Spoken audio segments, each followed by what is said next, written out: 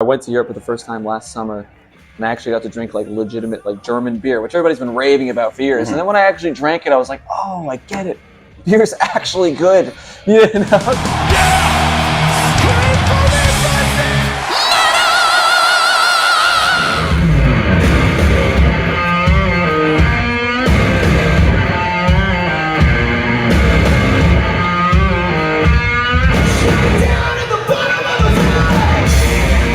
Beer for you? Like, what is your go-to style? Are you like, I'm a regular lager guy, or I'm a hibiscus double IPA, whatever sour guy? More of like just a lager, straight up, kind of like mellow Okay. stuff. I used to drink IPAs when I thought I was like a tough guy, but I've just, can I swear, by the way? You can say whatever the fuck you want. Once I, grew up a little bit, Yeah. I realized IPAs just taste like shit. There you to go. me. Well, we'll find out today. So if there's one of these that's a little hoppy, you'll see my face change a little bit. And Awesome. Yeah. Well, we'll start with this lemonade sour, Perfect. which we'll see. You know, it's I still like summer. sours. It's still summer. I'm a sour kind of guy. There you go. Cheers. Cheers.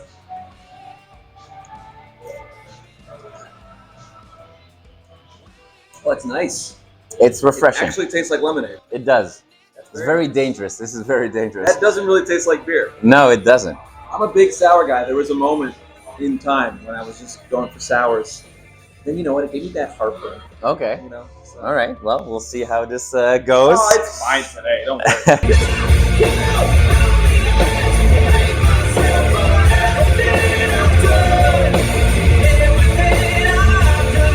Now, we're here, we're close to History, a really cool new venue in Toronto where you guys are playing tonight. You are supporting Steel Panther on a Canadian tour. From an intensity that you bring on the stage, both bands are very similar. From certain musical perspectives, you might be a little bit more different from each other.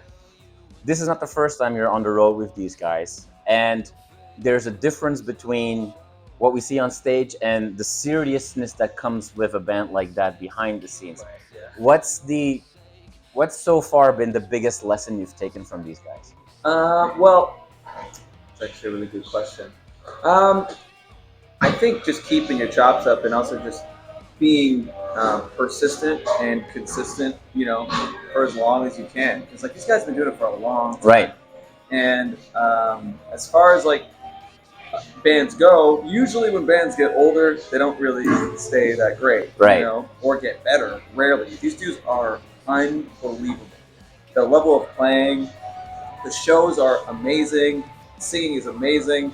Everything's just great, you know. And obviously, like you know, like I said, they've been doing it for a while, and it's just inspiring to see a band able to do that for, I mean, literally spanning decades. Yeah. You know, and just knowing that hard work eventually pays off. You know, they told us little stories about like how tough it was at this point, or almost giving up at this point, and you know, taking a lot of leaps of faith and liberties in certain areas to, you know, pursue this dream of rock and roll stardom. And I think that's just very inspiring above all. So I'm actually quite just inspired by them as a whole.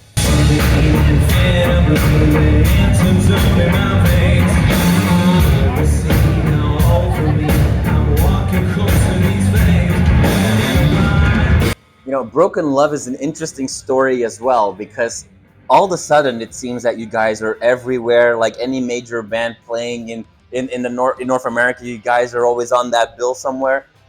It feels like you're like the overnight sensation that took like 5, 6, 7, 8 years in the making. Sure. You know what I mean? No, I'm glad you see it that way. Right. You know? Yeah. Because it's like now it's like, oh yeah, they're just like an established name, but it's like it feels like a few years ago that wasn't the case yet. Like, what's that like for you? Where you see, like, do you see it accelerating now as well? I mean, it's interesting because I feel like you say that, and then I don't quite feel that way yet. You know, but I'm very flattered by your words. I mean, it's definitely, I've seen the growth for sure through the years, and like, you know, we've been doing this now, touring at least for like 5 years, including COVID times. Right. It's really like 3.5. Mm-hmm. And the growth has been pretty exponential. You know, it definitely, you know, at a certain point, there's a news flash where you're like, oh, I guess this doesn't happen as quick as you think it is. Right. But it's definitely growing. Yeah. And we're grateful for that. And, you know, we're just trying to pick people off one at a time, one show at a time. Yeah. And as the records have been coming out, we've only put out 2 albums. It seems to be going pretty good. Absolutely. We haven't been dropped off our label or released from our agents yet, so I think we're doing all right now. You're doing That's all the bare right. minimum. I think we're doing okay. Well, I mean, and we all know how much a Spotify stream pays you, but you're doing more than okay based on the millions and millions of Spotify streams that you guys have gathered already. Now, let's pause for a second, because you said you're a lager guy, and the lager is what's waiting for us next. Perfect. So, go for it. All right. Cheers. Cheers.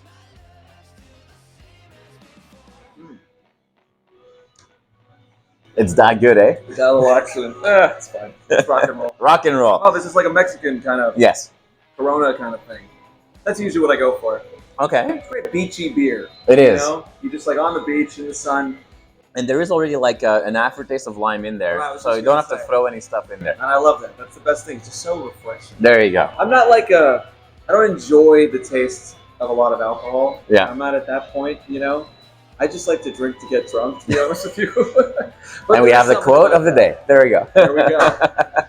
Because for me, it's either like 0 beers or 12, Yeah, no, I hear But you. something about the Mexican style lager is like probably the only thing. I'll just have one and I feel fresh, it's crispy, it's light, Okay. It goes good with like French fries and shit. There we go. That was code for, hey, order us some French fries, I think.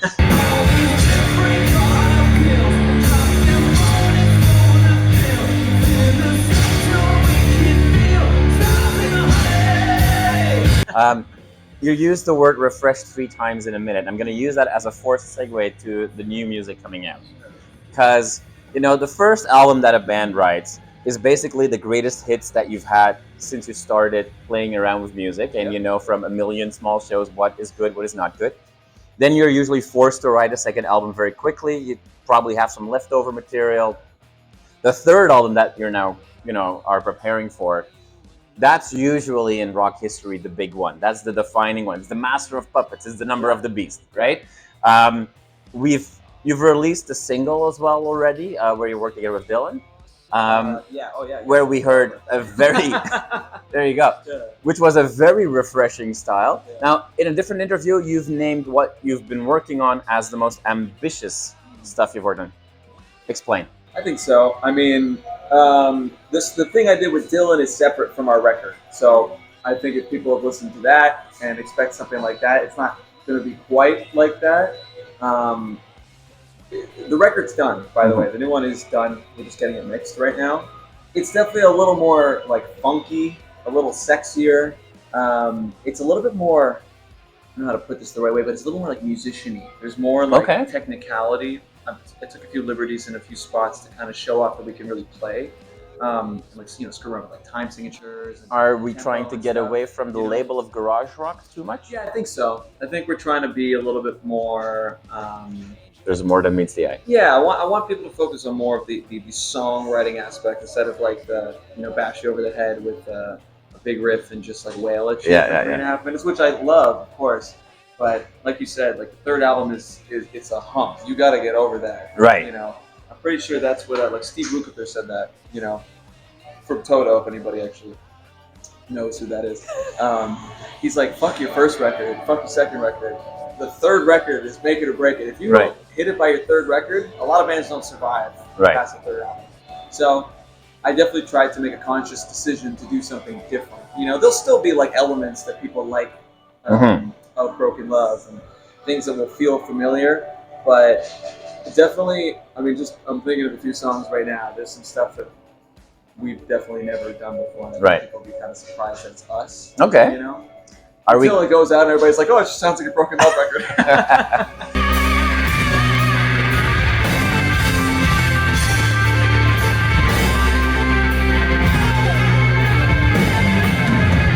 I know that there's been some confusion sometimes with people over the name, given the way that you spell it. Yeah.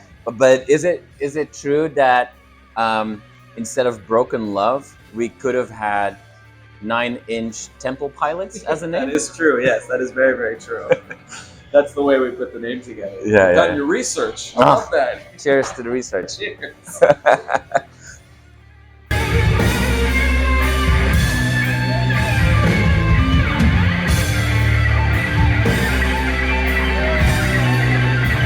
So, hazy, juicy, hoppy IPA. I don't know if I'm gonna like this one. That's okay. Cheers.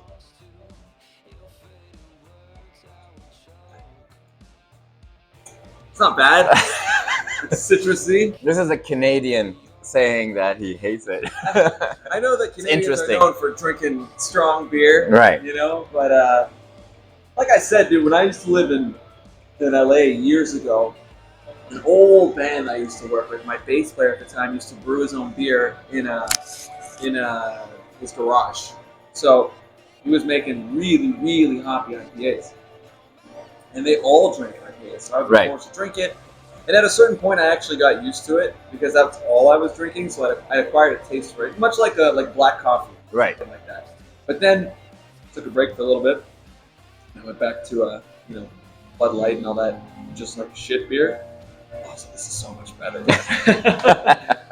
And you could drink like 10 of them, Yeah. and not really get that drunk. That's what I kind of like about the light beer. It's All just right. like water, you know. There you go. Strong water, you know.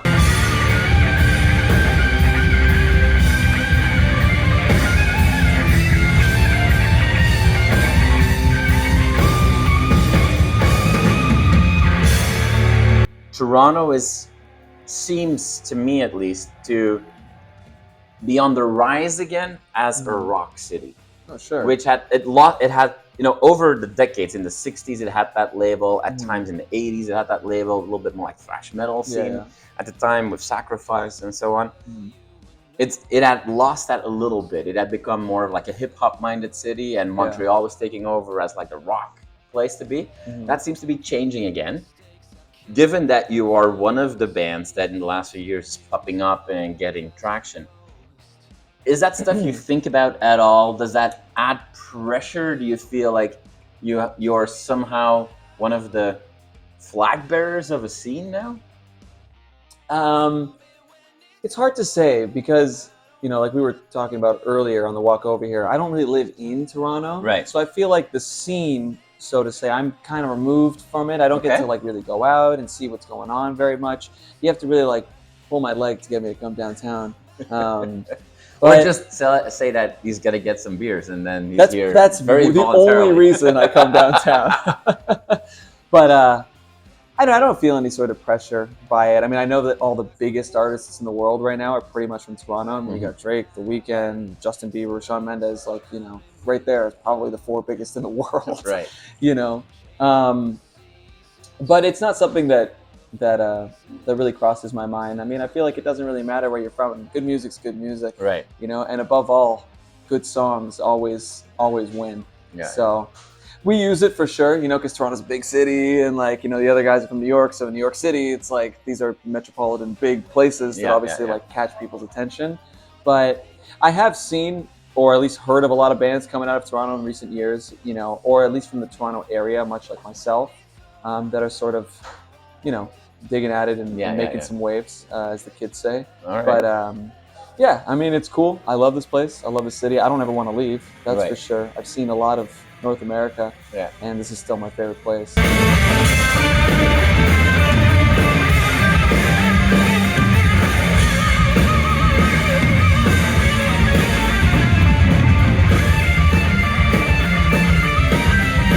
You've got 2 records out that, for a lot of people tonight, still be the first time that they see you. Yeah, probably.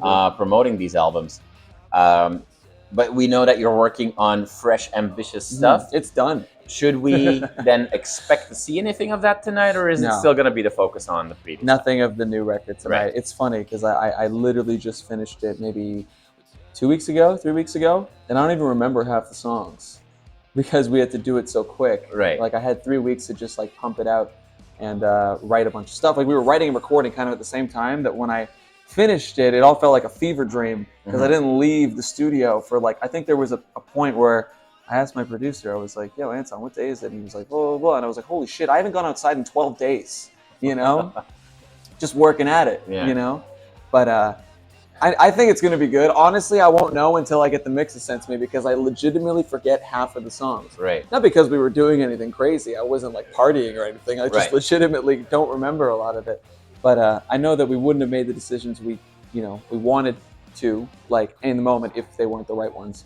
So I think it's going to be really, really great. Okay. I would have put my name behind it if I didn't think it was going to be really good. There you go. Now, so one thing is very clear.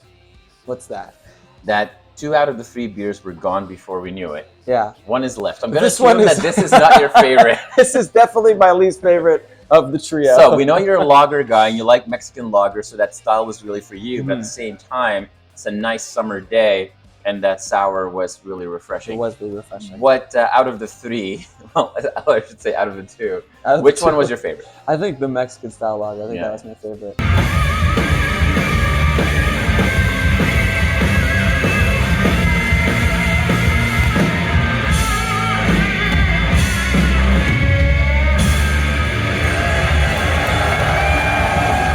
I've seen a lot of Broken Love t-shirts already outside. Oh, that's so good to know. I'm sure that after the show there will be even more people going home with Broken Love t-shirts. Might even go home with Broken Love. Yeah, he needs a ride back home, right? Yeah, please. My mom is leaving early, so I need a ride. Yeah. Awesome. Just thank you so much. And don't drink it if you don't want to. I'm going to finish it. Oh, there we go. The real guy. There we go. Cheers. Cheers.